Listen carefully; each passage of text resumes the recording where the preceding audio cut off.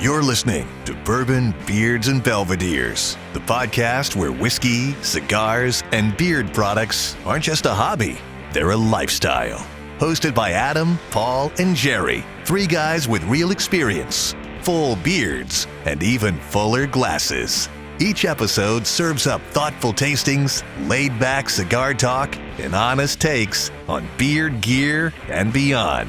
From top-shelf pours to everyday essentials, this is the place where conversations flow as smooth as the whiskey. So, pour a glass, light one up, and enjoy the ride. This is Bourbon, Beards, and Belvederes.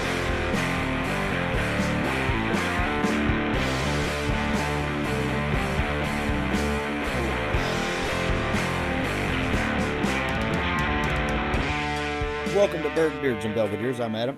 And I'm Paul. And I'm Jerry. And today we've got some whiskey to drink, cigars to smoke, and did we settle on a beard product at all?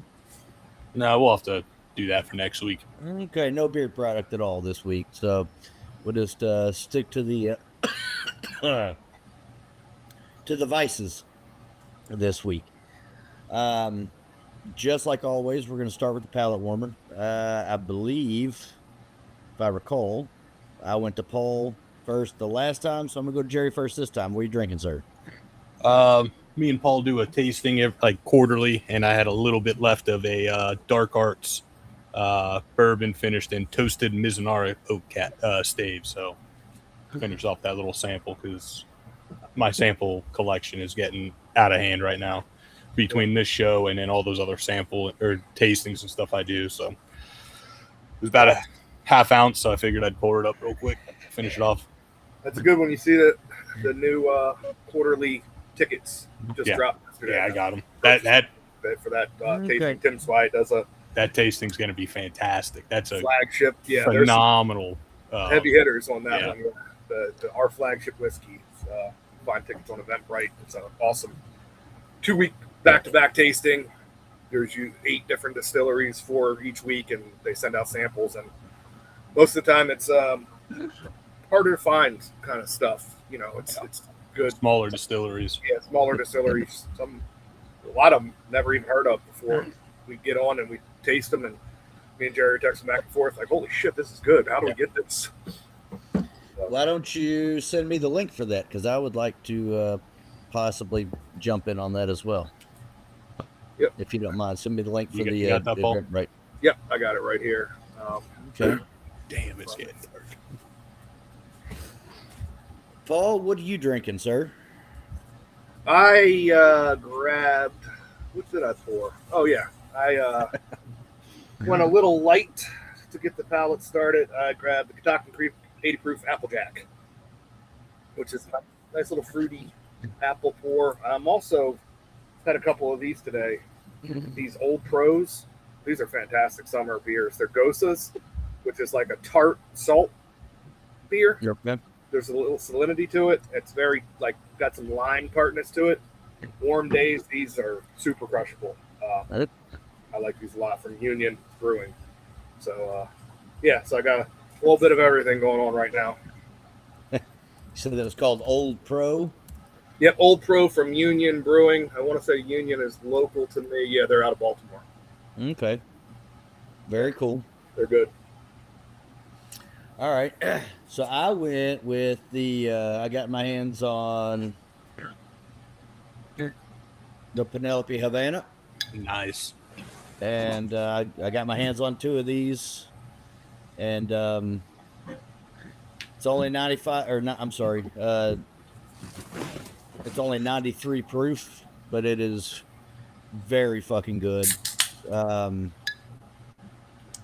You guys will be receiving samples of this. Jerry, I believe, has had this. Paul, I don't know if you've had it or not, but I got batch 1. Maybe I'll send out some batch 1, see if there's any difference. If there is, yep, do a little side by side. Let's do that. This is batch 2. I got 2 bottles of this. Very, very good. It's funny because a while back we were talking about how the whiskey world seems to be healing itself, and I got 2 bottles of that, and while Paul was here, I just walked into a Kroger. He and I just walked into a Kroger liquor store, and I looked up, and there was a Joseph Magnus Cigar Blend right there on the shelf for $130. So I was like, "Yep, I'll grab that." I went back to that store today. There's still 2 bottles sitting there. I did not buy one. I almost bought one. I did not buy one. I feel pretty good about myself for not having done that. Starting to see some of those bottles that, you haven't seen on the shelf in a long time starting to pop back up. But Paul and I, when he was here, we did go to Dark Arts and we did the Thief from the Barrel experience. So I got this little beauty right here. This is from barrel. I think this was barrel 11. It's 12 years old, 116 proof. That is one hell of an experience, I will say that. And the little girl that was leading our experience, she was the right amount of tour guide, meaning she told you what you needed to hear, and then she fucked off for a while you sat and drank whiskey. She didn't hover, she didn't linger, she wasn't, so she got a pretty damn good tip from all of us because she did exactly what she was supposed to do. And that was that. I don't remember her name, but she was very, very good. Yeah. I remember she was in a band. She told us that she was in a band. So if I don't know if Macaulay happens to hear this, or maybe she happens to hear this. I don't recall her name. I know she's got black hair. She wasn't very tall, and she's in a band, and she was very, very nice. And so kudos to her. Hopefully they'll hear that somehow or another, and maybe Macaulay will give her a raise. But great experience. It was very weird walking back in there, considering that's where you and I did RU1. Yeah. And it looks totally different in there now. Yeah. But very cool, very cool. And they've got the barrels just sitting there on the floor. So they give you a menu, and they give you a little flight stand with something to write on there, and you tell them which ones you want, and then you just start tasting. And I thought that it was only going to be like a try those 4, and that was going to be it. And that was not the case. They did not care to let you have a couple more after the fact. They weren't trying to overservice or anything like that, but they were definitely nice about letting us have a few more. So very, very good whiskey. If anybody's got the opportunity to try it out, I highly recommend it, because that's just some good shit. Who all's going to be in this tasting? I didn't even stop to look. This flagship tasting here. Oh, I don't know. I have to click it again. I read it when it came out. I glanced through it. I buy them regardless. Yeah. I mean, I buy every one because I just know. So you got, let's see, Monday, July 13th, you have Greg Pope with Missouri Ridge Brewery and Distillery, Karen Wells from Green River, Colin Spolman from Kings County, Jane Bowie and Denny Potter from Potter Jane Distillery. And then the following Monday on the 20th, you have Brett Adams from Black Diamond Brewery and Distillery, Zach, not even going to try to pronounce it and butcher it, from Brickway Brewery and Distillery, Bernard from War Trails Spirits, and Mark McLaren from Old Line. McLaughlin. Yeah. Yeah. We need to pin him down and get him on here after after we talk to him on there. I'm pretty sure Missouri Ridge has been on those tastings before. Yeah, name sounds familiar. Yeah, I remember that dude, Greg Pope. He's a smart guy. I think he was on. This might be his second time on this tasting. And I've done 2 in-person tastings with Karen Wells of Green River. she's a fantastic tasting guide or whatever you want to call it. One of them was a sensory tasting. So she laid out, both of them were sensory tastings. Just laid out like a thing. One of them was candy and the other one was like snacks, like nuts and chips and stuff like that. And it just like any RD1 did it with their things. It's just crazy how these little cookies or little chocolate mint things change the whole profile of a pour. And the way she does it's fantastic. And then Colin with Kings County, I've seen a couple lives and a couple things with him. He's awesome. I've read he's always fun to watch. I have both of them, of his books. or two of them. Yeah, they're great reads about home distillation, and he's a smart guy. And just getting to try. I haven't tried any of the Potter Jane stuff, so yeah, I'm excited for that one right there because I haven't seen it. It's not around me, and I'm eager to try what they're putting out because there's two very, very smart people in the world of distillation and whiskey getting together and starting their own thing is it's something I've been looking forward to trying their stuff. So it's gonna be a fun one. Yeah, it's gonna be a fun one.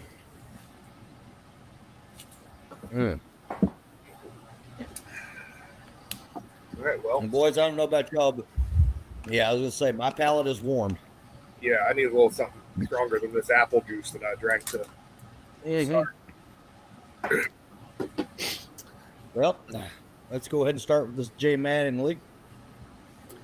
This is a double staved 6-year-old bourbon, 114 proof. If I remember correctly, Todd brought this with him whenever he joined us for the show, and I believe that Paul and I had some of this the other day at the distillery. I believe we did. It's fantastic, but Jerry, I don't know that you've had the opportunity to try it. So why don't you start us off and tell us what you think?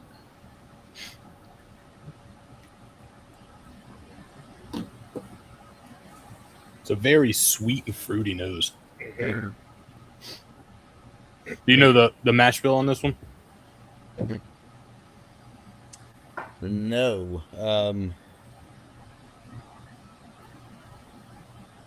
No, and I don't know where it's distilled either. It just says distilled in Kentucky. It does not say where, but it is bottled by J. Mattingly. I could find out pretty easily, but I'm not sure that it's information that's meant to be put out there like that. So, yeah, it definitely has a nice sweet, fruity nose on it.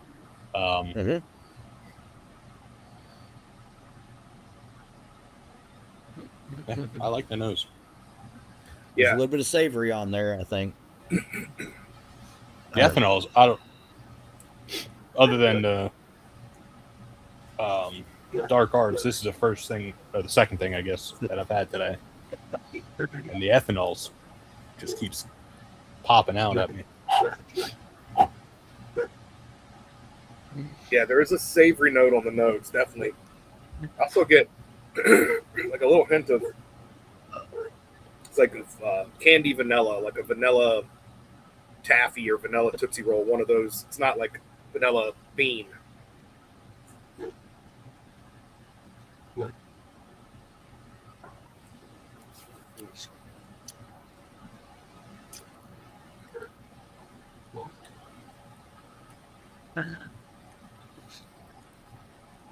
That's good. There's a little bit of pepperiness there. This is going to be weird, but there's almost like it's a fruit, but it's kind of like a sour fruit.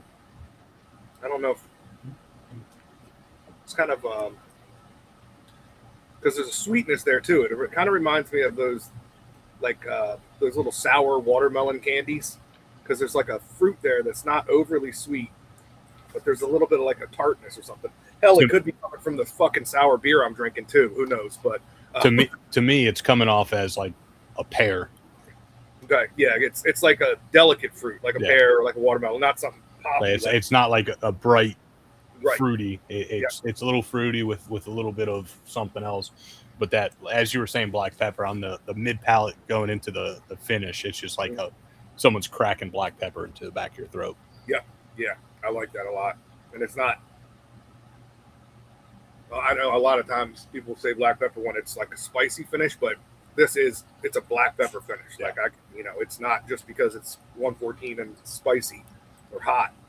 There is a black pepper kind of finish to it. Maybe like a little like cola or something on the finish, kind of like a get more of that fruity sweetness on the finish. Very viscous. Mm-hmm. Very mouth-watering. Mm-hmm. Yeah, super oily. Very peppery though. That's the thing that stands out. I like it. I like how it's really it's fruity sweetness, but then you have like the little pepper bite into it. Finishes with a little bit of that pepper and then more of that fruity sweetness. Yeah, that's real good. That's what is these, like $90 bottles, something like that?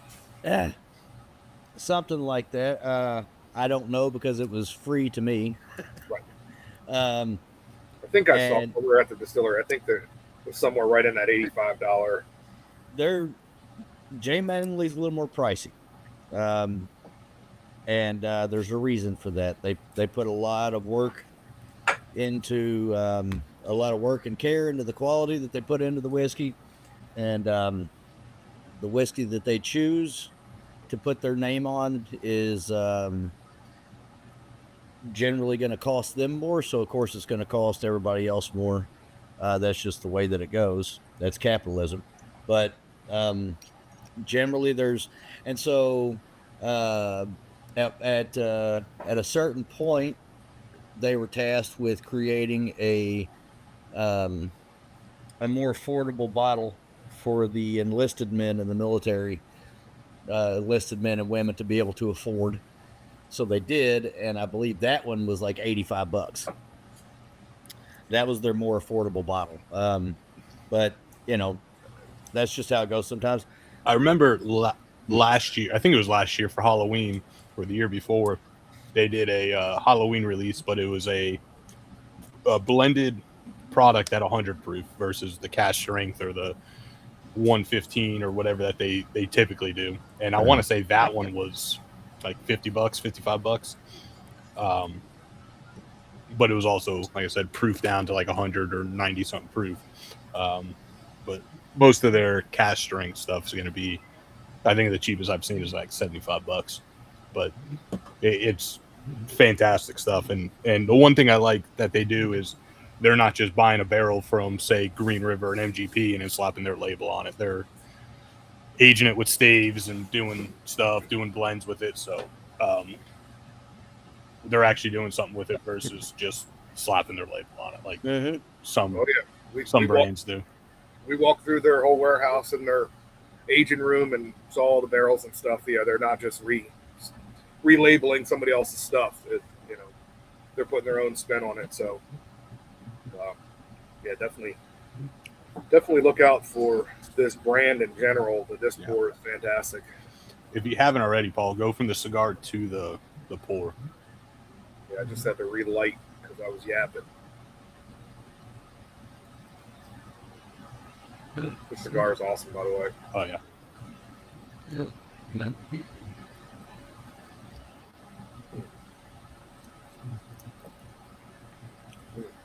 Completely, well, I don't want to say completely changes it, but it definitely changes it, at least on my end. Yeah. To me, it basically like evens everything out. Mm-hmm. Yeah, the pepper goes away a little bit. Yeah.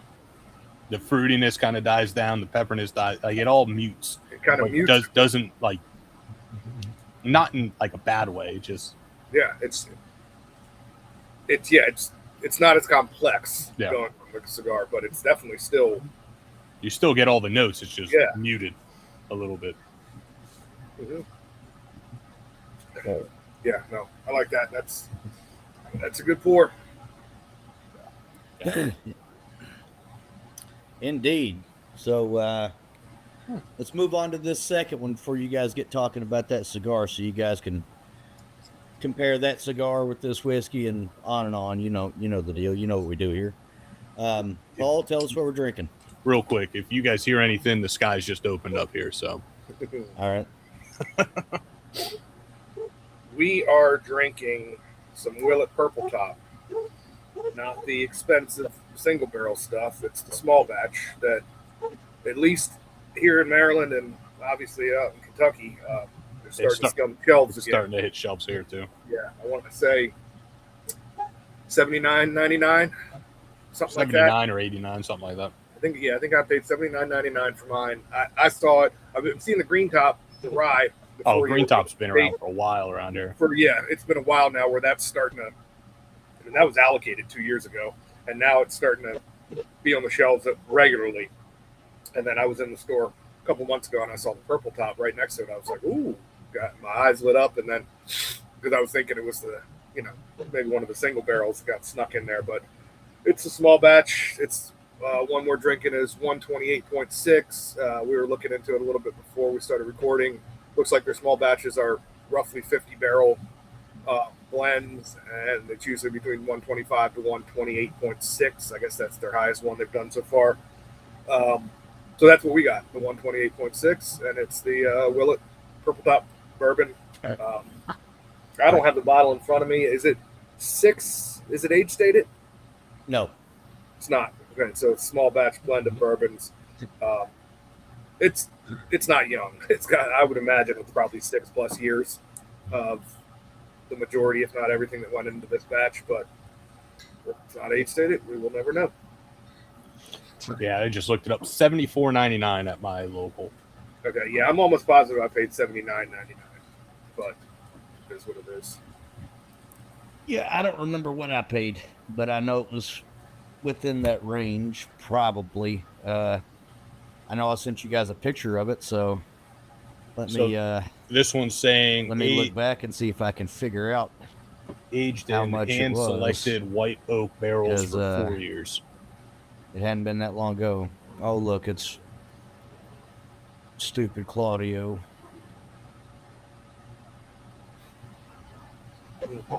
Yeah, but minimum of 4 years.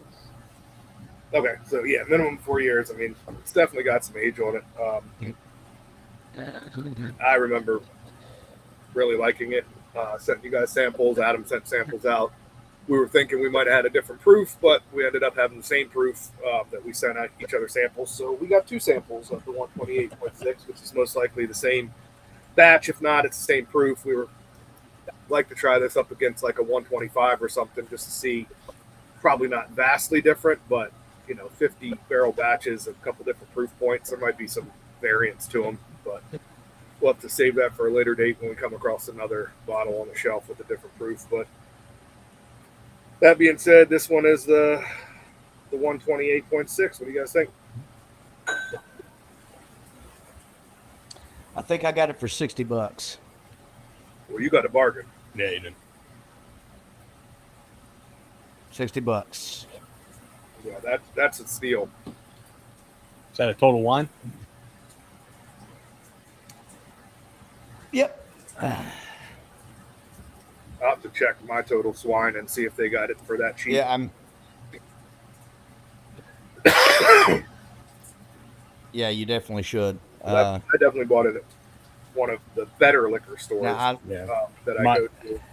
My total wine has purple top for $73.99 and the green top $80.99. My total wine has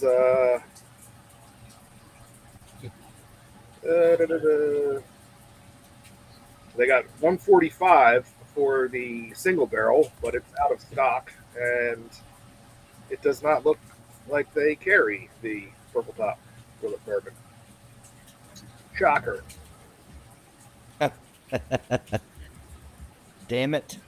All these fucking pop-ups could stop on my damn... Stop watching the donkey porn. I know, I suck. I can't help it, man. So we got the rye, $59. We've got, let's see here. That's the WFE small batch 4-year cask strength rye. And then we've got the WFE small batch 4-year cask strength bourbon at $60. We've got the, hell, if they have it in stock, the WFE single barrel 6-year for $140. And then if you really want to pay some money, we've got the WFE single barrel 12-year for $550. So, and they got the $519 for that 12-year at my Total Wine. Okay. Oh, is it? Oh, okay. We've got the Family Estate 7-year bourbon, the purple top, but that one's exclusive to rewards members. So, you know, if you want it, you got to spend a whole fucking bunch of money to get it. No, if you want it, you have to own a small store or restaurant. Because that's the only way that you should ever be a Grand Reserve member at Total Wine. Because if you're going in there spending that kind of money, then you're shopping at the wrong store unless you're buying in bulk for your little store or your restaurant. Well, you could be buying better. You could be buying those super expensive wines that they have in there too. You know, maybe you're rich, got more money, you know what to do with, and you're a wine collector as well. I was Grand Reserve. I was Grand Reserve for 1 year back in the day, and I actually did get a bottle of George C. Stagg out of their lottery the 1 year that I was Grand Reserve. But I loopholed my ass in.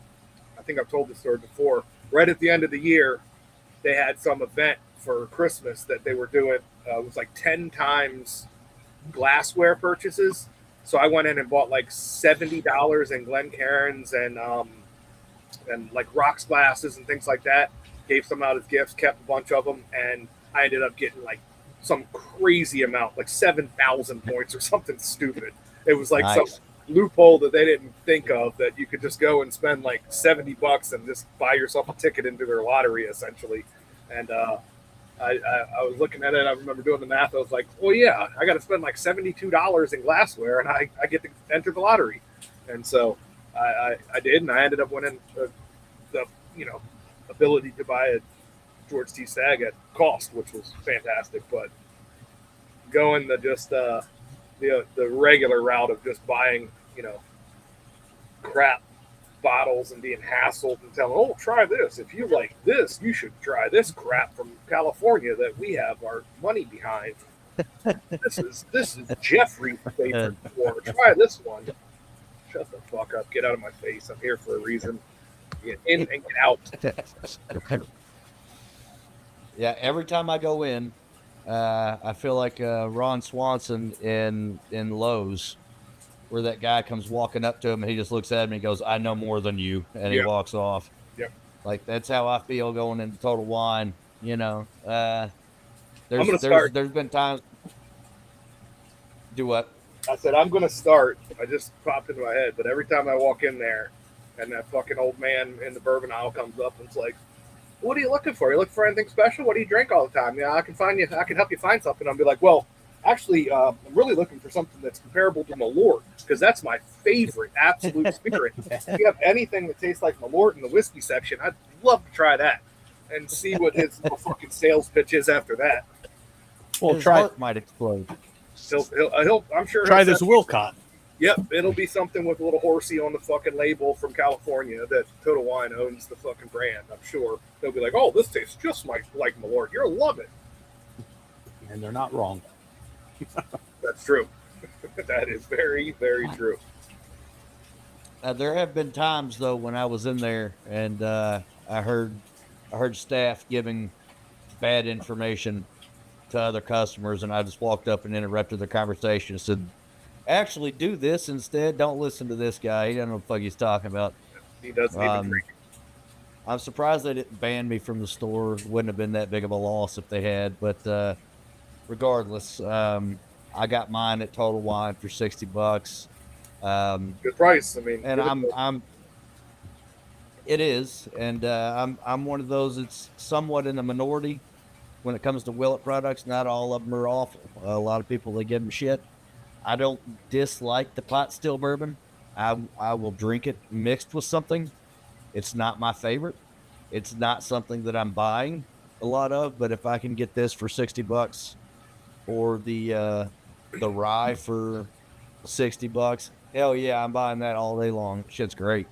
Yeah, the pot still is not bad. It's nothing I'm going to buy again, but if I'm at a buddy's house and he offers me a pour, I'm not going to turn it down.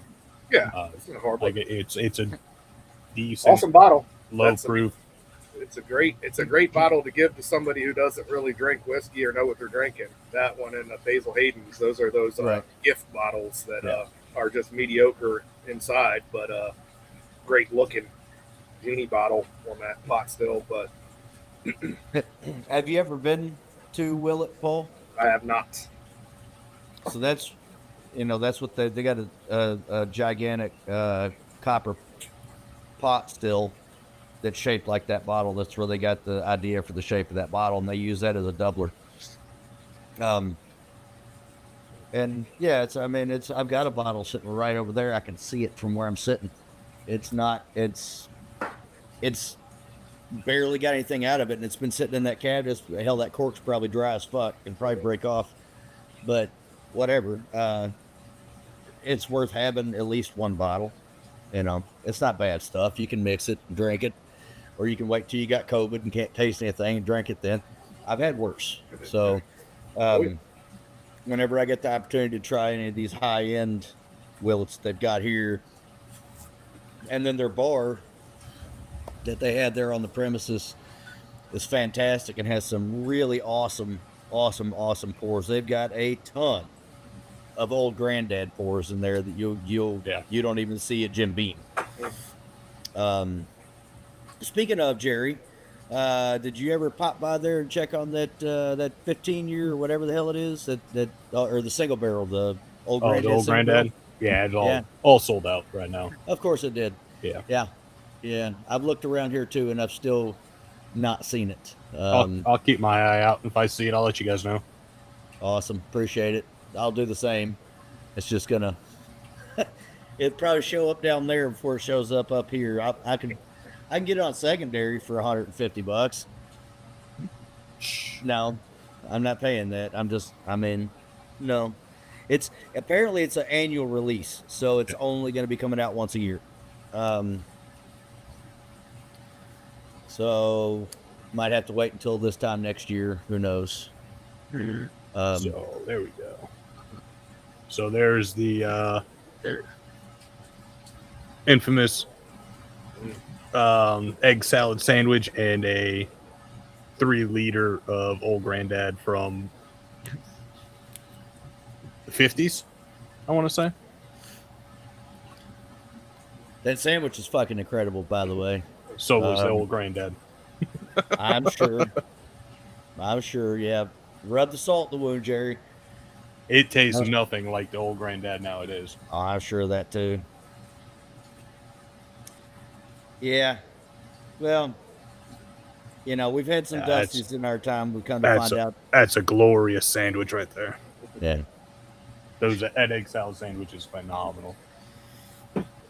Yeah, the guy that created that, he was I think he had a Michelin star, maybe 2 at some point. He's been on Food Network doing those food competition shows that everybody loves to watch, and if you don't love to watch them, you're wrong.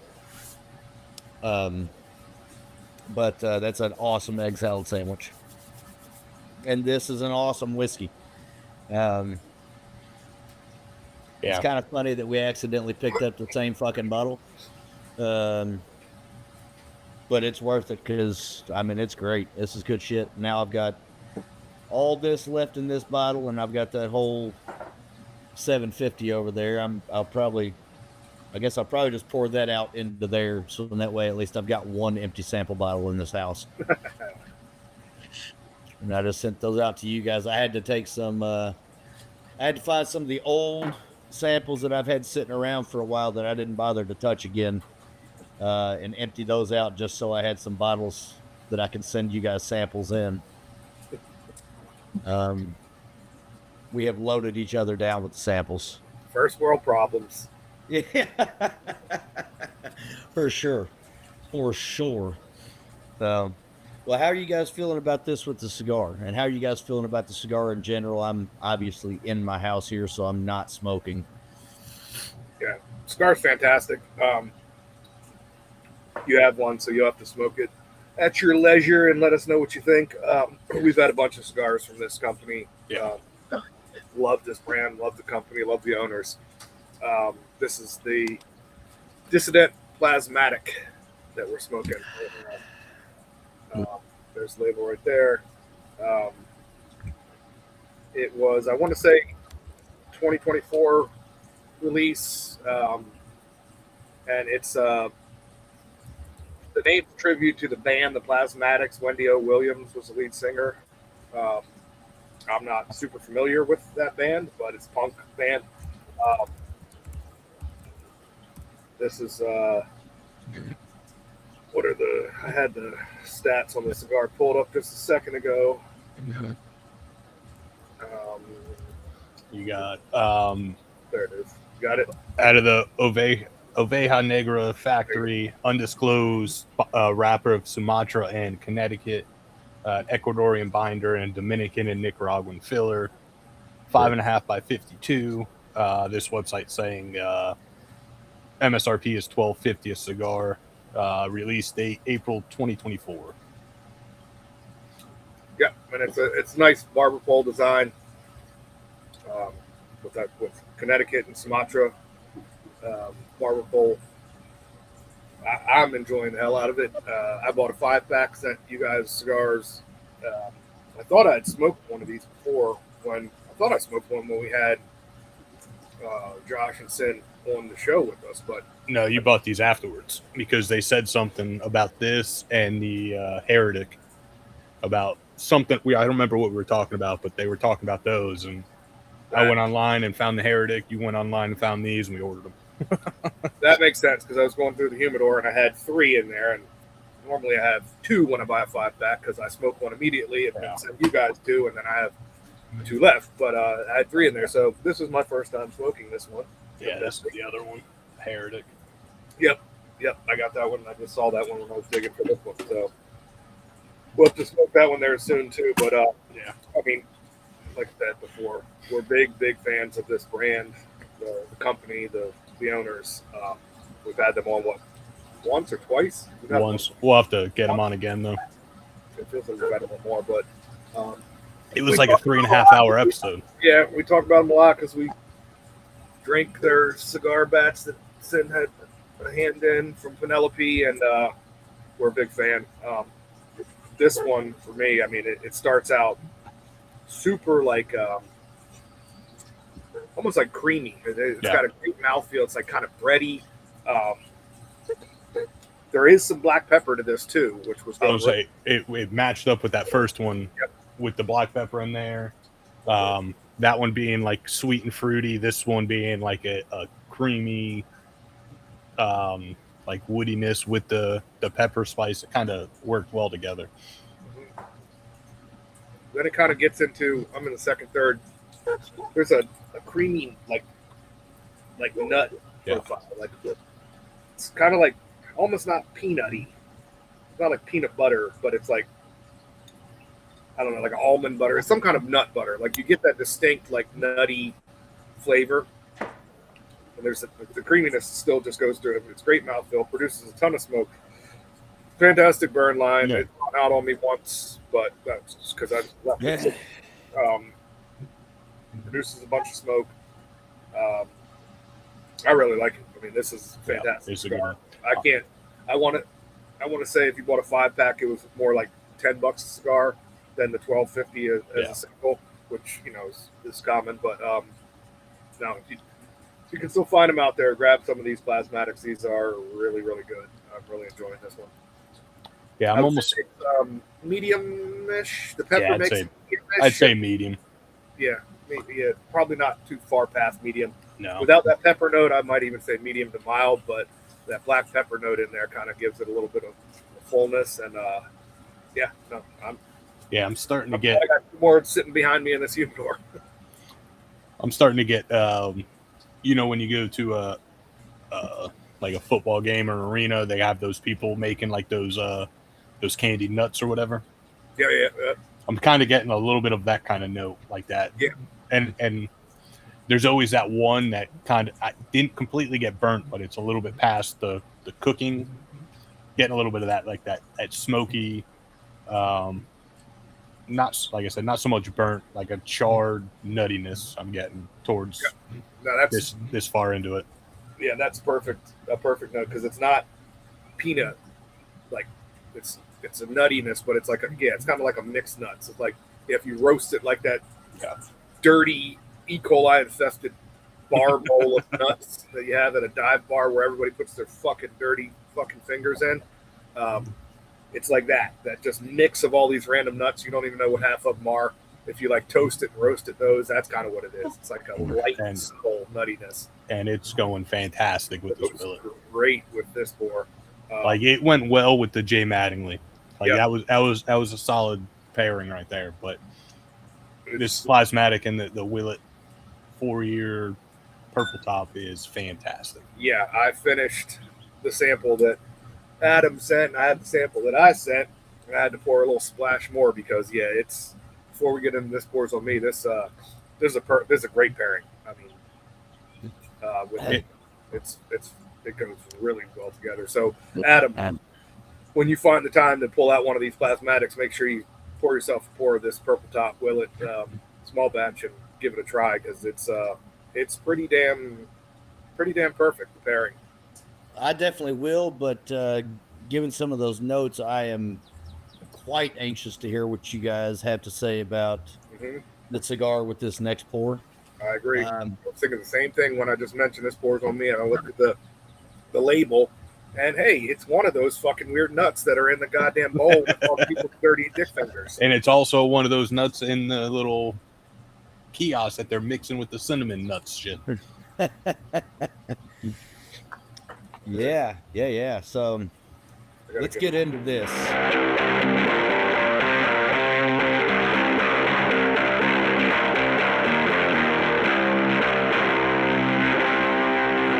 I'm going to get a rinse on this glass because I had the J. Mattingly in this one, and I want to start fresh because I had a little pour of this when I was in Kentucky last weekend. Jerry, I don't think you've had this yet, but no, it's no, we just got a nose full.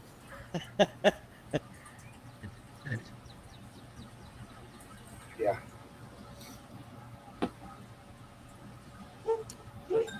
That is unsalted pecans or pecans, however you want to say it. Yeah, it's like it smells so fucking good. It's like you definitely get the pecan note, but you almost get like the little skin off of peanuts, like that darker brown skin when you roast them and you pop them out. It's like if you had a whole bunch of that skin in your hand. It's got like a different scent to it than the peanut shell. It's kind of like a darker. It's got that like waxy, darker note. Yeah, it's that. But I mean, it's distinctly pecan or pecan. I don't know what we're going with these days, but I guess it depends on where you're at on the Mason-Dixon. Pecan or pecan.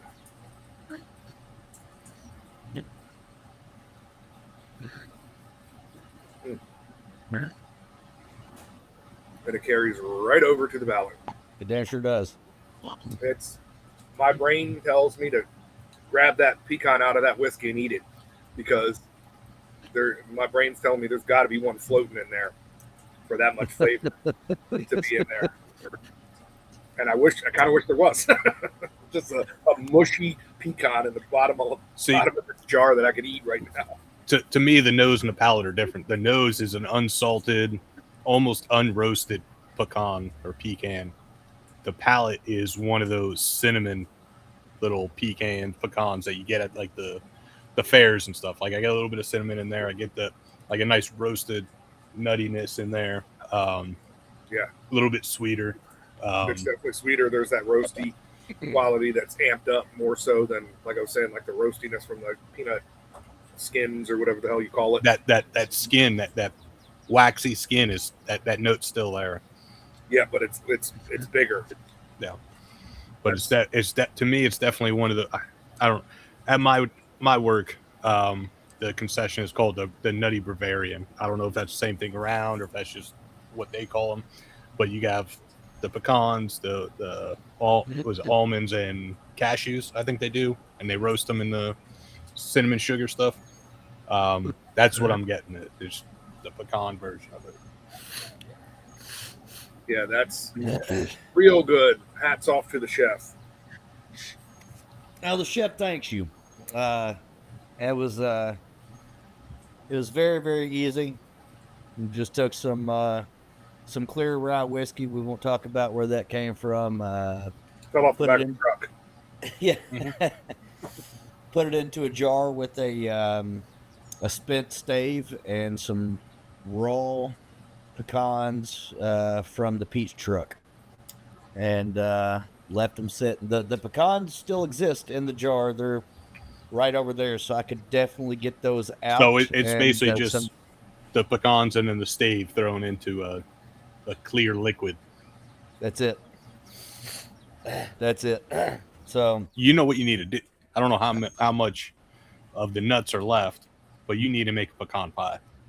That's what I was just gonna say. You pecan pie or make like a pecan butter, like blend it all together and make like a spread. I'm not a fan of pecan pie. I don't like I love peanuts. I love pecans. I love almonds. I love all that stuff, but I don't like it in my desserts. Like ice cream pies, stuff like that. Get it the fuck out of there. Put it in a bowl next to it. I'm fine with. But I would eat the shit out of this pecan pie. Yes. I don't like pecan pie because of that goop. Whatever that fucking clearish white goop is that's in there, I just no, I'm good. But clearish white goop. Where the fuck are you buying? Yeah, what kind of pie? I'll show you what I'm talking about. I don't want to know. Yeah, right. It's just I think somebody tricked you. No, it's just the filling. You know what I mean? Like my pecan pie filling is like brown, dark brown. Nah, not all of it. Here we go. I'll show it to you. I guess it's not clearish white. It's been a minute since I've had any pecan pie, to be totally honest. But it's let's see here. There we go. This shit right down here at the bottom. Oh, that's the good stuff. No, I fucking hate it. Caramel, sweet, sugary, diabetes. Yeah, that's the good stuff. I've never liked it. I like I said, it's been a while, so I might have to go back, have another piece, see how I feel about it. Taste change. I've discovered over the years, you know, there's lots of things that I like now that I used to fucking hate as a kid, and I'll have to give that a try. But those pecans are over there, and I'll either figure something out, something to do with them, and find a way to get you, because it'd be real hard to make a pecan pie and actually get you guys a piece of it. Yeah. But I could split them up and send some your guys' way, and you guys could do with them what you will. What's the approximate proof, or do you think of? It's about 115. I will say it does not. It pairs with the cigar, but it does not go with the cigar. Oh, okay. Okay. I like it better on its own because I think the cigar. The cigar has some nuttiness to it too. Like I was just saying, we're talking a lot about nuttiness this episode. I'm feeling uncomfortable. But we're talking nuttiness and not beam. But the cigar has a nutty profile. It almost takes it doesn't almost. For me, it takes the nuttiness out of it. Yeah, I agree. I like this whiskey by itself without the cigar because you get the full profile. And it's not muted by the flavors you're getting from the cigar. It works with it well because they're similar profiles, but I prefer to just get everything from this pour and not have it, compare and play with this cigar like I like with the bourbon, because the bourbon's sweeter. It's got this by itself. This is just a nightcap by itself. I like it. I like it a lot. Yeah, for me, the cigar rips out all the pecan flavors out of this whiskey. Okay. I'm wondering another avenue to take here would be to put all this back into a jar because I've got it separated out into 3 bottles, and get a stave that was used to finish maple syrup. Slam that bad boy down in there and let it sit for another month or so. I feel like that would be pretty fucking tasty. And I let Paul try the Good Times, the maple finish rye, when he was here, and that's just as good as I said, isn't it, Paul? That's Christmas in a bottle right there. It's pretty fantastic. Yeah, it's super sweet. It's Christmas in a bottle. That's what it is. Yeah. But I think maybe finding a maple syrup stave to put in here would be pretty fucking. Well, I think it would go to the next level where it would go from being like this roasty pecan to true pecan pie, where you add super sweetness, maple. Yeah, then I think that's something you need to experiment with. Got to find one of those barrels. That's not going to be easy to do. Or you just take a stave, take a chunk of one of those staves you got in your garage, put it in a Ziploc bag, pour in a bunch of maple syrup, and let it sit for a couple days. Make your own maple finished stave. That's not a bad idea. That's not a bad idea. I need to heat the stave. I think heat the shit out of it. Yeah. Get it to 200 degrees or so. Throw in some warm wood into a little bucket with some maple syrup, and then you're gonna don't get rid of that maple syrup either. That'll be fantastic on some pancakes the next morning. That's a good idea. I'm trying to find. So Jacob from Coming Whiskey posted something about a new Good Times label. I'm trying to find it, but I can't. But have you guys seen the new 1792 that just got approved? Nope. Weeded foolproof. Okay. Oh, nice. Okay. Also, Evan Williams' first run single barrel. So that's the first run they did at the Evan Williams experience in Louisville. Oh, nice. Oh, okay. I want that one more. 113 proof. Yeah, I want that one more than the 1792 that I'll never see because of the behind a glass case. Like what was it? What was the 1792 that nobody, the port finish or whatever? Yeah, they had that for like a couple of years and then said, we're not doing it no more. Yeah, that'll be that. And the 225th anniversary edition is another one that you can't get your fucking hands on to save your life. I've got all of them except for the port and the 225th. Yeah, that Evan Williams might be able to because people sleep on Evan Williams because they think it's a bottom shelf label, and they're stupid. Then go ahead with that. Yep. Yeah. Exactly. They keep thinking that. Actually, it really is. It's crap. Don't buy Evan Williams, especially the white label. It's horrible. Yeah. Oh, it's terrible. It's so bad. Just also, leave it there. What does that say? Sagamore America 250. America 250. Ooh, when is that? Well, it's got to come out soon. 8-year note straight rye whiskey. Yeah, we got about another month before the 250th, so it's got to come out soon. I saw 8-year Maryland, and I was like, oh, it's their own stuff, but it looks like it's just Maryland oak aged.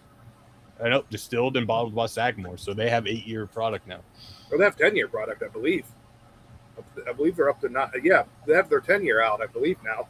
Yeah. So they definitely have 8-year on the shelves. I'll have to get up there. I'll check on that one because there's 2 bottles I want to get. I need to go up and grab from Old Line. They're single malt rum blend, Swim Call, I think it's called, or something. There's 2 bottles I saw that Old Line has out in the distillery right now in the gift shop that I got to drive up there. I mean, I'm 25 minutes from Old Line and Sagamore, so I'll check on that one. When that drops at the distillery, I'll try to grab that one and the 2 from Old Line that I'm definitely going to grab because we got a lot of 250 bottles coming out here soon. I mean, we just did the one last week or 2 weeks ago, which was fantastic. incredible. The Evan Williams. Yeah, once again, Evan Williams, horrible stuff. Don't buy it. But that Evan Williams 250 is incredible for $40 a bottle. I saw another one at the liquor store the other day. I can't remember what it was. Maker's Mark. It had the the Brave one. That one, the red, white, and blue. It had double wax. It had like the white wax and the red wax on it. So we might need for July 4th. We may need to just get all these 250th and just. Well, that's also our 3-year or whatever. Yeah, I think we just need to record on like a Friday or Saturday night, not a Sunday night like we normally do, and have 8 or 9 pours and just get sloshed drinking all these America pours that everybody's putting out right now. Oh, that sounds terrible. Yeah, it does. Yeah. Especially if you can grab that Sagamore 250. Does it say on there when it's released, or is that just from Coming Whiskey? This is Jacob from Coming Whiskey. All right. Well, like I said, it's got to be within the next month. So yeah, I'll do some digging on that because I know the 2 that I want to grab from Old Line are on the shelf. I'll consolidate my trip and just hit both of them one day this week if it's coming out soon. And I'm sure there's a lot more. Copper and Cask is putting out a small batch 250 straight rye, 8 years old. Everybody's going to, yeah.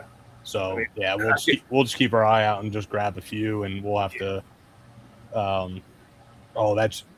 This is what I was going to say earlier when Adam was talking about the Penelope, and I just slipped my mind. The new Penelope Riviera. It's their. What is that? It's American whiskey finished in rosé casks. So they put out a rosé cask, but it was a bourbon finished, and I liked it. But this is an American whiskey. I don't know. I'm not generally a big fan of rosé. I like red wine, and I like some white wines, but that in between, I don't know. You know what I mean? That's not really for me. It's at least the bourbon that I have. It's definitely a lighter. It's a summertime drink. It's 92 proof or whatever. I don't know this. Where'd it go? I just had it. This one is 120 proof, so it's going to be a little bit more, obviously. Oh, that's placeholder, I'd imagine. But damn, that's good. I opened up this Dark Arts and got into it, and holy shit! So when we went, Paul and I had been the night or the day before and done 3 other tours, and when we got back here to the house, there were several other drinks that were had before we went to sleep, and I felt like dog shit the next morning. Yeah, it was Weekend at Bernie's style, zombie walking. That's how it was when I flew up there for the Maker's Mark pick that I did. Adam picked me up from the airport. We went to Jake's that night and sat there for a couple hours, smoked some cigars, met some dudes that have a podcast. I think they're called like the Three Kings or something like that. They do something like that. I used to listen to them, and then it stopped popping up, so I got to go look to see if they're doing it again. And then the next day I did the Maker's pick. We drank a lot. I think we stayed up till like 1 a.m. and my flight was at like 5:30. I'm on the fucking airplane, just like half asleep, still drunk from the night before. Well, that's kind of how we were. We were very, very drunk that the night before, and the next morning, we drug our asses in there. And after about the first drink, I looked around. Paul and I were standing there. Sarah was standing there with us, and I just looked at them both, and I went, "I feel better all of a sudden." I was like, I didn't know I felt bad until I fucking got to drinking this shit. Now I feel great. It's like, hair of the dog is a real thing, people. Mm-hmm. In case you're, I've known that for many years, but my tolerance went way up, and then it came way back down because I was going through some shit with my headaches and whatnot for about 3 months, and my tolerance just fell through the ground. Well, I forgot all about hair of the dog. So, because I didn't need to worry about it. He announced, he was like, "I'm back, bitches!" Like after 2 sips, he was like, "Boom, a new man." Like sitting at the end of the table, and we were there with there was a father and a son that were real cool that we met. And we're doing the tasting, and he zombied his way in there, and one or two little nips from that barrel. He was like, "I'm back. Let's do this." That's like how Wayne was when we did our trip. Oh, poor Wayne. Wayne was gone. Next thing you know, he's just all like hyper and stuff. He either hair of the dog or cocaine. I don't know which one, but it might have been the power of Mormonism too. That too. He did meet some Mormons at some Irish bar that we ate at after he dropped his food on the floor all over my feet. Yeah, like he was out, like he was done. Next thing you know, he's like running with us, and he's normal. He struggled there for a minute. Not only did he drop his food on Jerry's feet, he dropped his food under his own feet, and then proceeded basically to dance all over it. Yeah, he was sitting across the table from me. Jesus. Luckily, it was just like I think it was just like a chicken sandwich or a burger. So it was just like there were some meat. Fries or chips or something. It was fries and chips, lettuce, tomato, onion, and then whether it was chicken or a burger. So it wasn't anything that went crazy, but it was definitely a mush when we left. Yeah, but at least it wasn't like spaghetti. Yeah. At least it was a bowl of chili, some kind of sauciness. Yeah. At least, I mean, it was an Irish bar, so I think they had which is typically not necessarily specifically Irish, but like a shepherd's pie or something like that. You know what I mean? Like a bunch of unflavored food, right? Yeah. What was that one restaurant we like? That it was like that sports bar. Was it an Irish sports bar in Lexington? Yeah, kind of. It's not really, but it is. Yeah. That place was pretty good.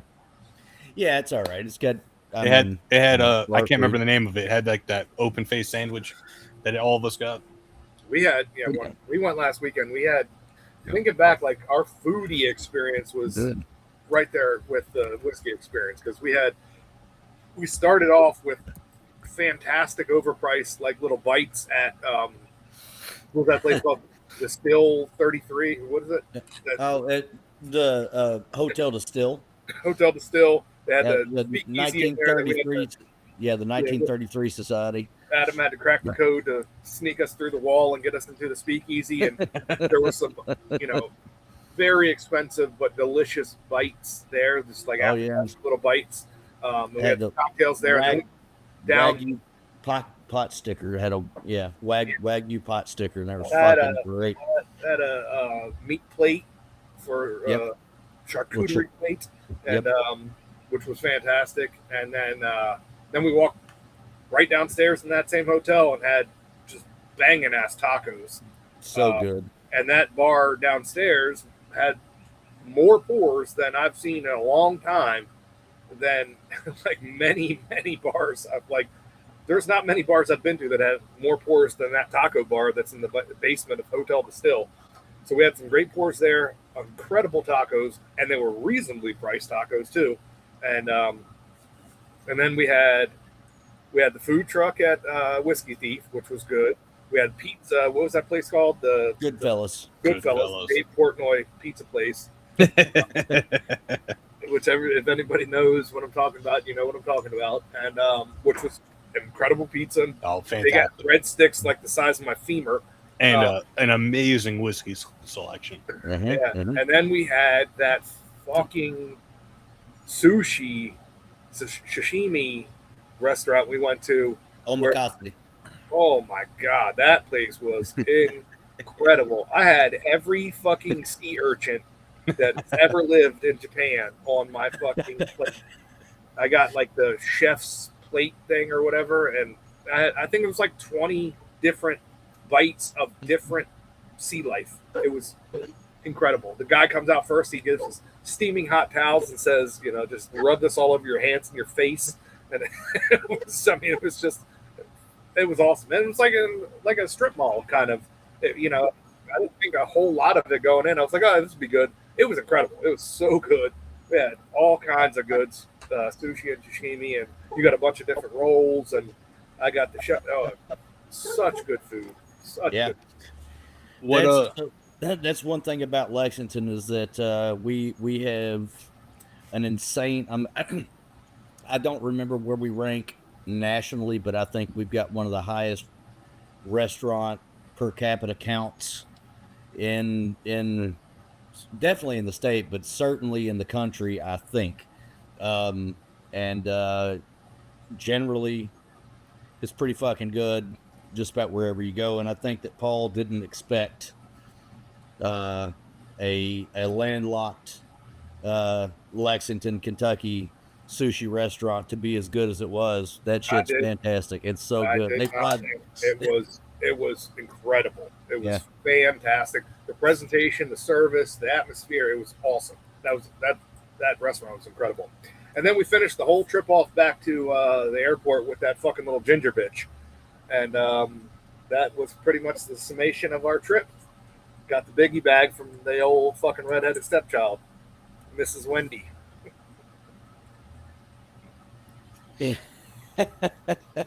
Which was fantastic too. Can't go wrong with a nice Adam was sick. He probably had 103 fever sitting in the front seat. I was just trying to get home at this point, tired from 2 or 3 days in Kentucky, and go to Wendy's and get a bunch of nuggets and beef and caffeine, and it was great. Yeah, what'd you guys try when you guys went to Glens Creek? What'd you guys get to try? Oh, what did we have? I got the Cafe Ole. I'm pretty sure is what I got. I love it. No, actually, I didn't. I've got a bottle of Cafe Ole. I got some. What else? It's a guy's name, but I can't remember his name. Paul, do you remember what you got? I'm trying to remember. You could. I snuck a couple pictures because I didn't want to get my hand slapped by old fucking Dave in there. He doesn't give a shit. But no, we had. I'm trying to think. We had the one. What was the tequila pour? We had that one, I think. Yeah, the one that he got the cease and desist for. Yep. Yeah. Jealous of the cease and desist. I had the Hamilton Dark. That's what I had. Oh, the rum. Uh-huh. I want one of the shirts that he made about that tequila or the agave. Yeah. He's basically he's got a shirt that I can't remember the name of the new what he named it now. But he basically has a bird upside down, basically saying flipping the bird to a big name tequila business. I did get a picture of one of his most coveted awards. Yeah, the paper plate. Yeah, the Glens Creek most awarded whiskey. He's got a lot of those. And his PowerPoints. Yeah, hold on. I got a picture of his PowerPoints right here too. There's his PowerPoints, which you can buy. You can buy recreations of. They're all on cardboard. $5. Yep. That's a fantastic place. One critique I do have to give to Glens Creek. Everything was great, exactly what I expected. Pay a little extra to get the porta pots cleaned every once in a while. There's no bathrooms on site, and there's 2 porta pots, and they were like make a construction worker blush. They were horrible. Like Jesus Christ, they were bad. I just ran into pee real quick, and I was like, oh my God, this is something out of a horror movie. Like, good God, did you buy these and just leave them there and nobody comes to service them? But, yeah, they've been there for a while. They've been there for a good long while. Yeah, there might be a trickle drain on those, and just no one comes to service them.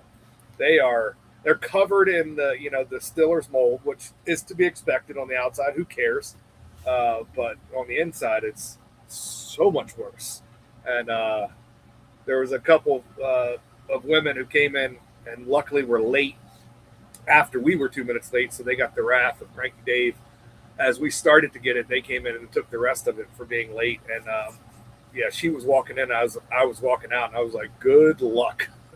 Like, I didn't touch anything, and I don't really have to touch anything. You kind of do a little bit, and yeah, good luck. Yeah, he's But got. yeah, other than that, It says, "You can take our name, but you'll never take our spirit." And it's just an upside down crow, basically saying "flipping the bird." yeah, that's great. It was good Because the old name was Corvito Vito, something like that. Corvito something, yeah, yeah. Cuervito Vivo. Yeah, and some big name tequila company sent a cease and desist saying people might confuse your stuff and our stuff. No, because your stuff tastes like absolute dog shit, and his stuff is fantastic. So nobody's going to confuse anything. But yeah, When me, Adam, Wayne, Mike, Jay, and Tim went, he was doing an experimental mash, and I don't know if he did it when you guys were there because we had like the special day with the distiller, more or less. It was like $300 for six of us, so it was like $50 a piece. It was a killer deal, and we basically got to sit with him for 2.5 or 3 hours, and then I think we were there for like 3.5 hours, and his wife finally called him, pissed off, saying dinner's been ready, get the fuck home. But any mash done that, or any of his mashes, he was letting us like try it, and one of them was an experimental that he was trying. I don't remember the exact details, but it tasted like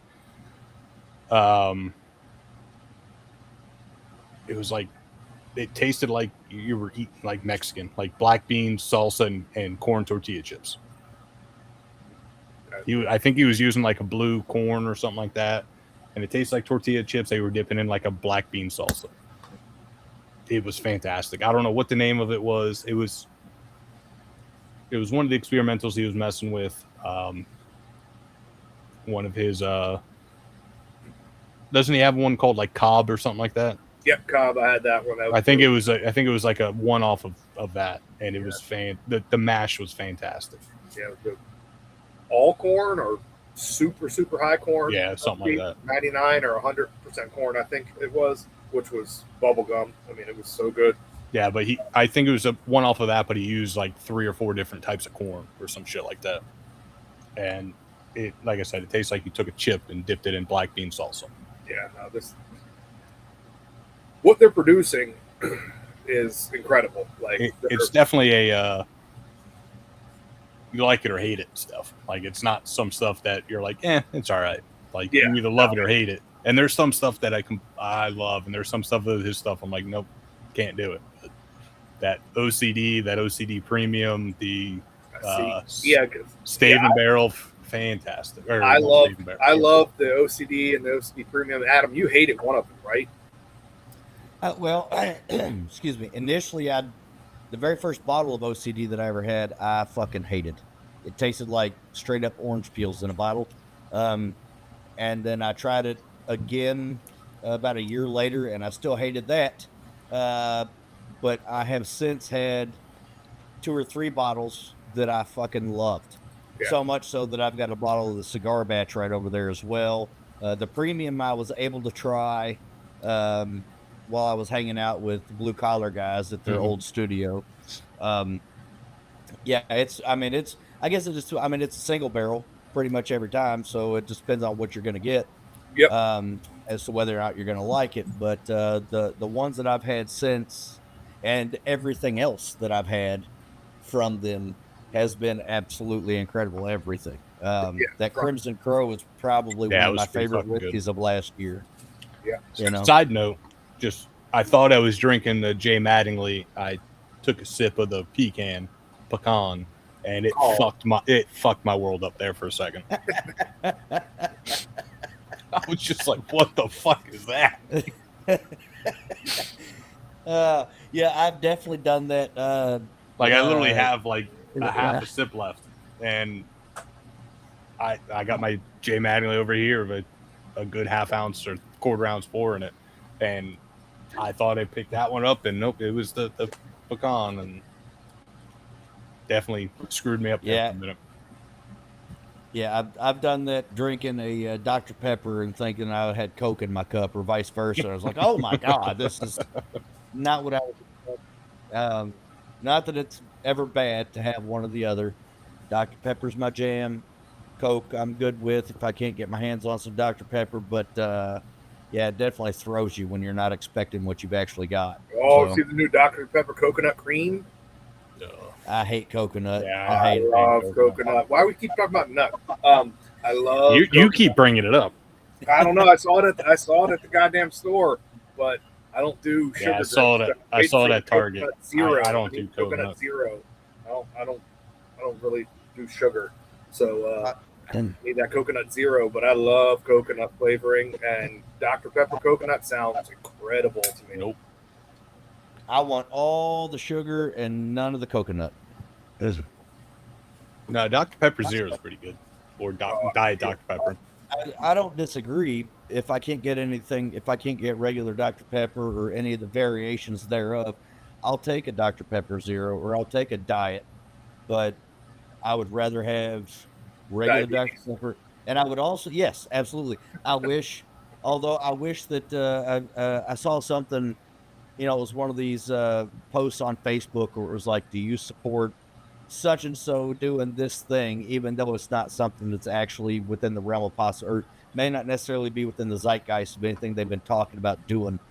And it was talking about, it said, do you support RFK Jr. Demanding that Coke use sugar and stop using, Corn syrup. corn syrup. And I was like, hell yes, I support that, because we have around here, and just like the rest of the country, I'm sure, access to Mexican Cokes where they still use the cane sugar. It's fucking fantastic. That's the Coke recipe that I remember growing up. My grandfather worked at Coke, and so he would just bring home massive amounts. They always had it. It was in the glass bottles, the squat glass bottles. They didn't have the corn syrup in them at that time. That was back in the 80s and the early 90s. It was fantastic. I want Dr. Pepper to do the same fucking thing. Let's get the corn syrup out of the Dr. Pepper too. Let's use cane sugar in Dr. Pepper. I bet you anything, it's 10 times better. And that's hard to imagine, because Dr. Pepper is about one of the best things on the planet. Back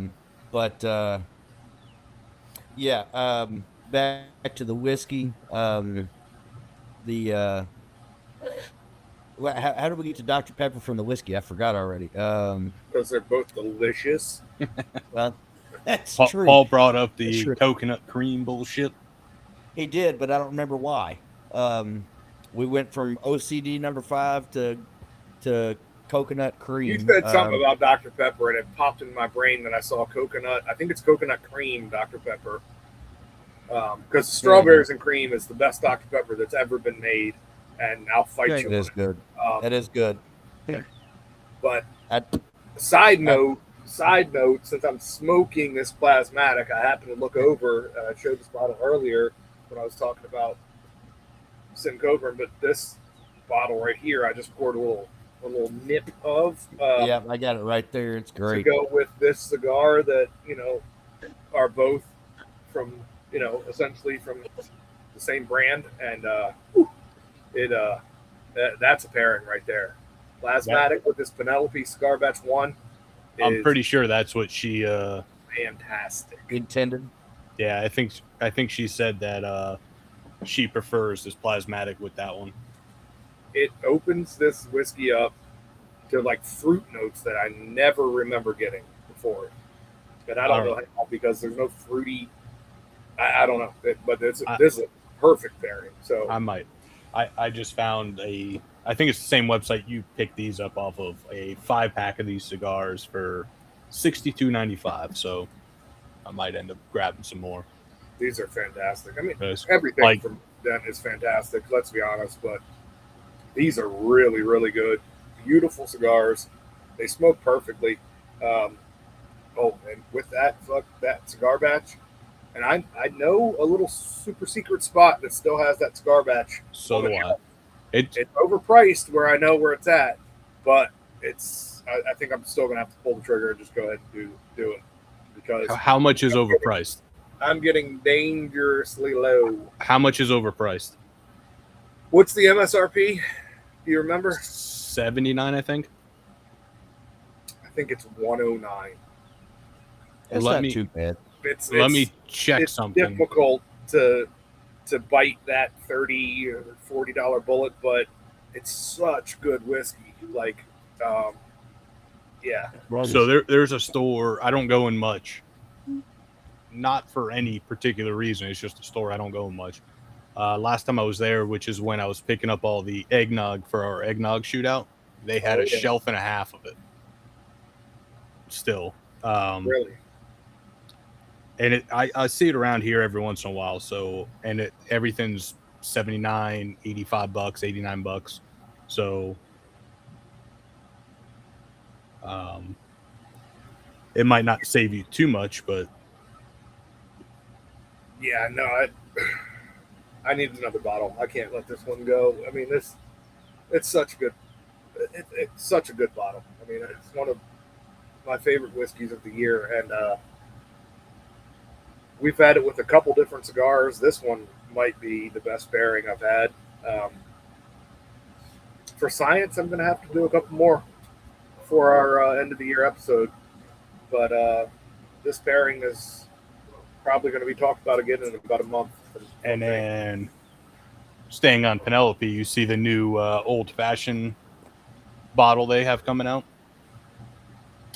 No, what is it? Because some of them they're hit or miss for me. Blackberry. Okay, that's a hit. That's a hit for me.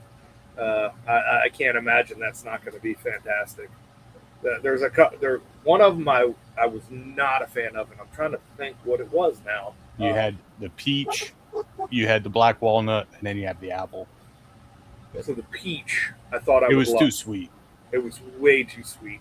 It reminded me of just one of those $20 jars that are, put out by those Tennessee distilleries that are just like melted lollipops. It's not even real spirit. It's just, probably GNS with fucking flavoring, and that's what it reminded me of. The peach was just too syrupy and sweet.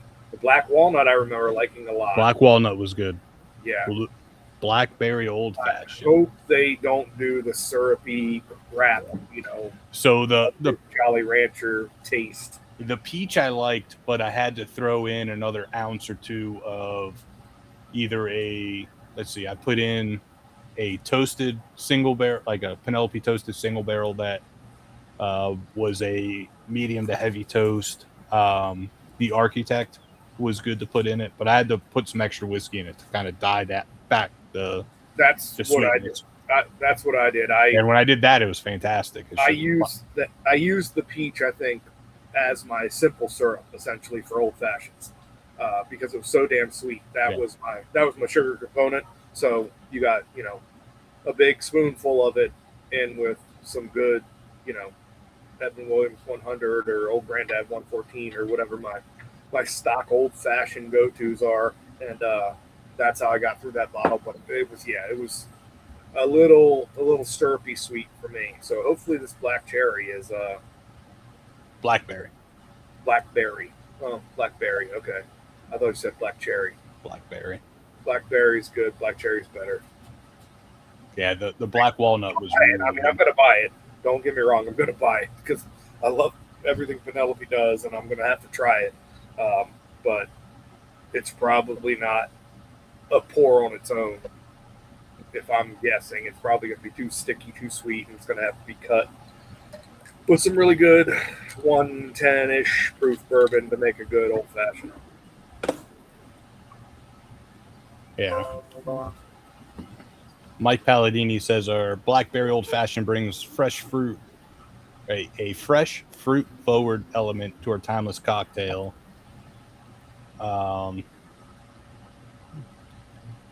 Denny says Blackberry brings a fresh and familiar layer without taking away from the bourbon. Rye is the core. So hopefully they didn't go too sweet.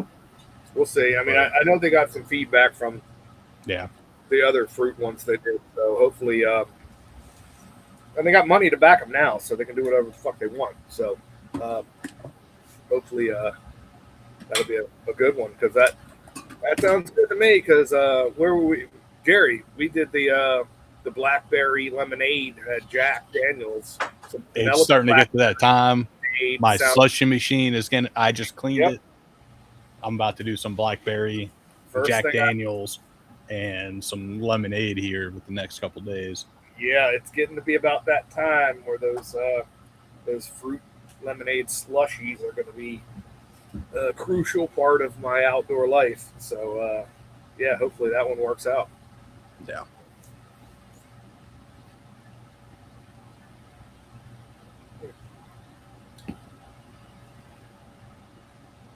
Well, fellas, I'm about to have another pour, but I think we've pretty much talked out on what we came here to talk about. Yeah, I do think that brings us to the end of another episode of Bourbon, Beards, and Belvederes. As always, once you check out these featured products, we talked about quite a few things, so we're going to stick with the featured products. You got J Mattingly, that's the letter J, Mattingly, Mattingly. The number is 1845.com.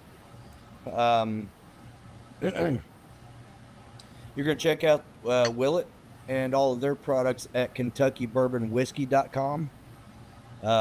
If you can believe that they managed to get that domain, KentuckyBourbonWhiskey.com.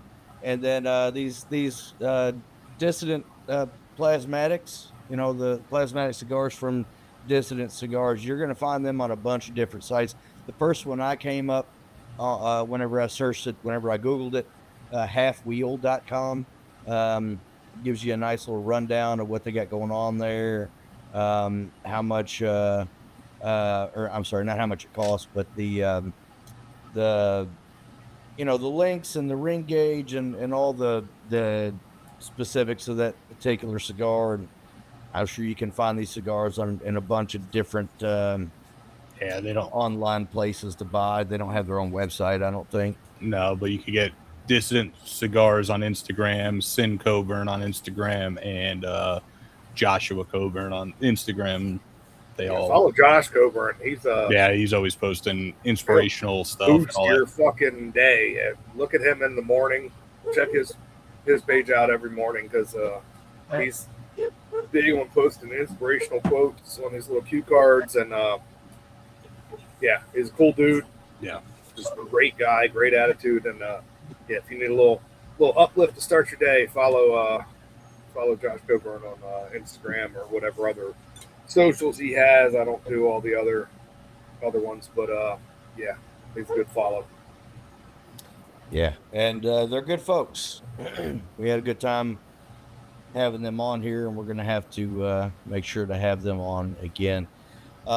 As always, want to encourage you to support local veterans, active duty military members, LEOs, first responders, anybody that I'm leaving out, doctors, nurses, firefighters. Let's make sure to support those folks. They're out there giving everything they've got for us. The least we can do is give a little bit back to them, and then be sure to support the children in your community. Let's look out for them, look out for their safety. The world's crazy, keeps getting crazier, and it needs good people to look out for our future, which are the children, as Whitney once said so famously, and she's right. So let's be there for them and make sure they're all taken care of. Until next week, we want to encourage you to support. I'm sorry, let me try that again. As always, we want to encourage you to enjoy your cigars and your whiskey responsibly. And until next week, cheers. Cheers, guys. Cheers.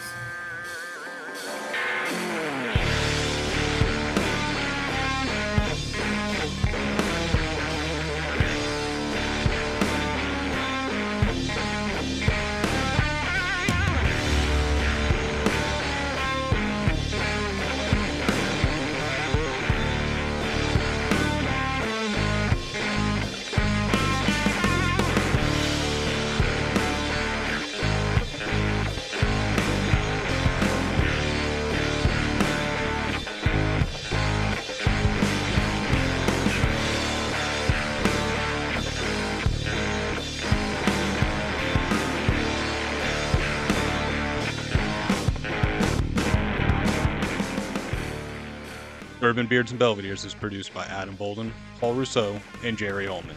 Edited by Jerry Ullman. Music by Ryan Johnson.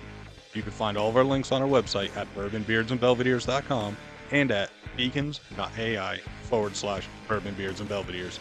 As always, enjoy your bourbon and cigars responsibly. Cheers.